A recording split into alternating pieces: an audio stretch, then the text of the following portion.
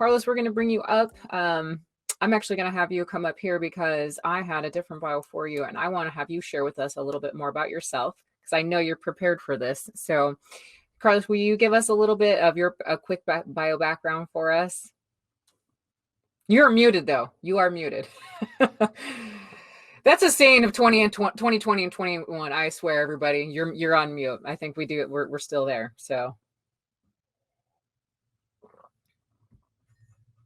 He's looking camera ready, though, so I appreciate that. Good morning, Marissa. Hello. Good morning, everyone.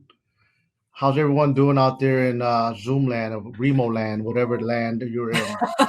They're saying they're like chanting you in the box. If you see over there, they get you've got nicknames and everything. Wonderful. Well, I know you guys got questions for me, but I'm gonna do it my way in a way. You guys got questions, I'm happy to answer them, but I wanted to make this a learning opportunity for everyone. Not just that, but also an opportunity for everyone to share in a potential referral business that I came to Sequoia for, and which is to have everyone open up their radar screen and look at opportunities wherever you go, whether it be the coffee shop, the restaurant down the block, the theater down the street, or any friends and family you have working wherever they are. They're going to need and have access to people that have deals or own buildings or tenants looking to rent. So these are questions that you should ask every day. And part of being a good business person is ask a lot of questions and find out what people are doing and what they're planning, not just in your own little radar screen, but open up that large radar screen that you have.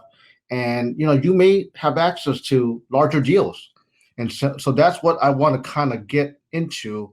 The definition of what I think would be helpful for you all is what we call off-market deals, what we call value-add deals, and how to look at those deals and how to talk to people regarding potentially getting those deals done. So kind of wanted to talk a little bit about that. I want to make it relevant for you all, make it useful for you all, put some money in your pocket, and let's do it. I love it. Well, are you since you're switching this up, do you even want to do the questions right now, or do you want to kind of lead the charge here? I want to make sure that we're on the same page. Okay. Marissa, feel free to ask the questions, but I think that I want to jump into certain things right now. What's hot? We already know what's not. What's not hot is retail spaces. Even prior to the pandemic, it was suffering. As you can see, every city, every town you walk around, there's a lot of for lease signs. So let's not talk about that.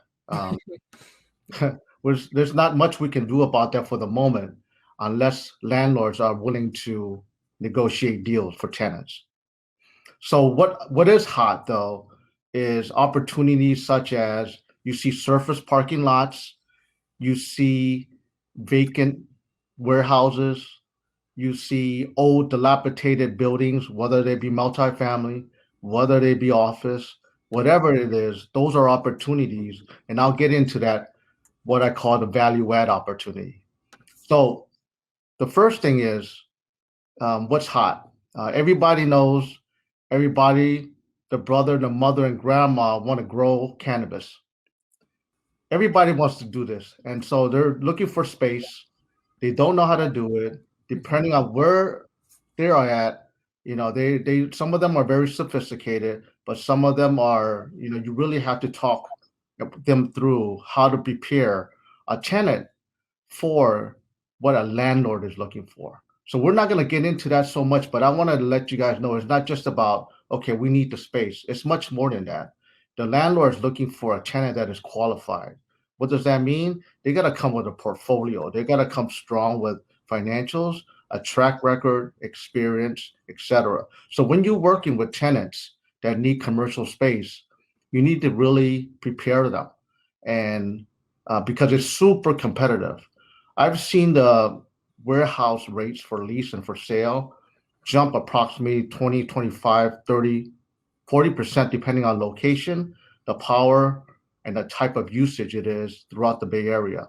So that is an extremely hot area to be in, and that is extremely hot area for the next several years, driven by various different factors, such as the Amazon.com effect, such as the cold storage effect, um, the life sciences, and also the rezoning and upzoning of these PDR spaces, what we call production, distribution, repair.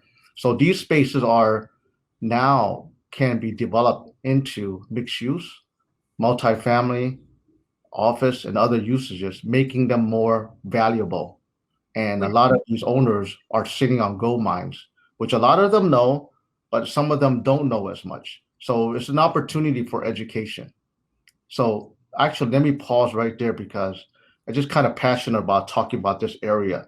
No, I was going to ask you if that a question just and kind of go off the chart of the question and just say, do you think that's one of the smarter moves to make, one of the best areas to make it as far as that commercial? Go ahead. I Yeah, think you're going to expand on that. Yeah. Marissa, absolutely. It's just like how the single family area is super hot. Mm-hmm. I mean, like it's just getting outbid by various different investors, and that's a similar situation where the warehouses, if you can even get your hands on them, is a great opportunity, no matter where you are, because the demand is so high. So yes, the answer is yes. The quick answer. So what's causing that demand? It's a lot of different type of operators, shortage of warehouse space, shortage of places where you can have. And for example, I'll just give you an example. In the city of San Francisco, there's 3 tiers of zoning now. There's purple zone, brown zone, and green zone for cannabis usage, and for various type of usages, for various type of locations. So you have to be extremely careful preparing your clients and understandable and knowledgeable about these kind of zonings so that you can educate your clients so that they don't get into trouble with their zoning requirements as well as the building requirements. And so that's a very interesting area to be in, and it has a lot of future. And so I would highly recommend those that have tenants or investors that want to get into that sector is to contact me or Ashley. We'll be happy to tell you more about that because we actually have locations in the Bayview area of San Francisco. So we see clients there. We have our own locations. We have a big 2-acre site that we manage, and we're actively leasing in the Cesar Chavez 3rd Street area, Mission Bay. Awesome. Let me do this. Let me give you an example. One of the main messages that I want to share. Sorry, go ahead. Oh, I said I would love to hear your example. Absolutely. One of the main, I would like to give you an example of the things that I've done that perhaps you guys can actually look at as an example for your clients if you have investor clients. 2 of the things that I've done, and I actually have 3 examples, but one example is what we call adaptive reuse. Adaptive reuse is the process of taking an old building or a site and reusing it for a purpose other than it was designed.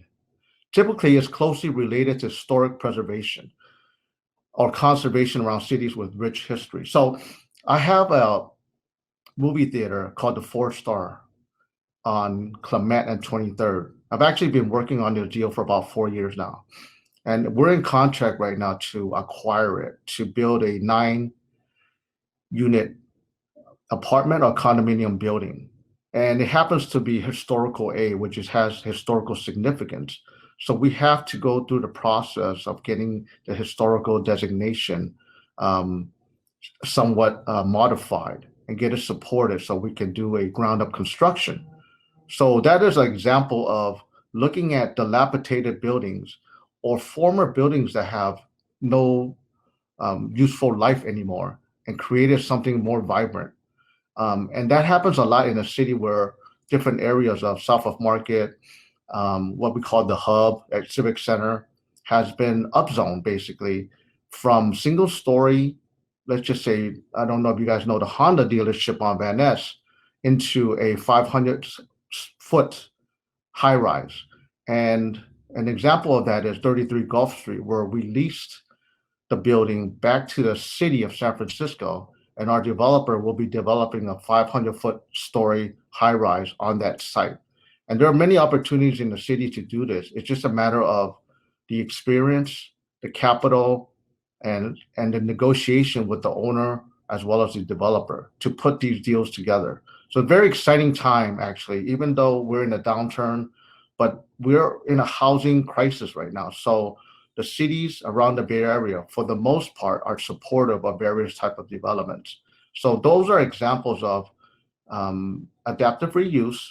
And I wanted to share with you guys one thing that for you all to understand how to evaluate some of these properties for that purpose. And a lot of what we do, it does never goes on the market. So we call it off-market deals.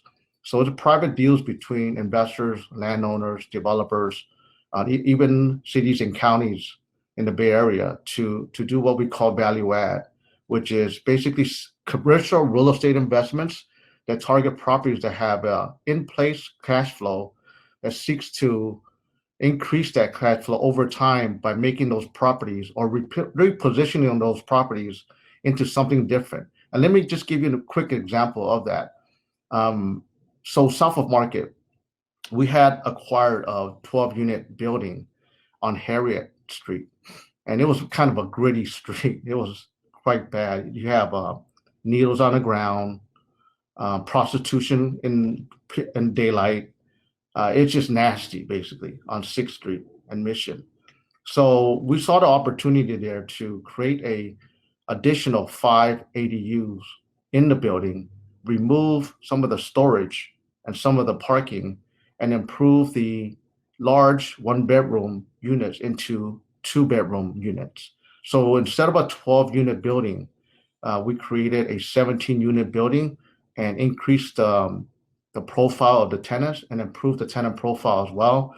And so that should be able to be sold in about 2 years. So that's an example of an opportunity to take a really broken down building, but creating something new and vibrant.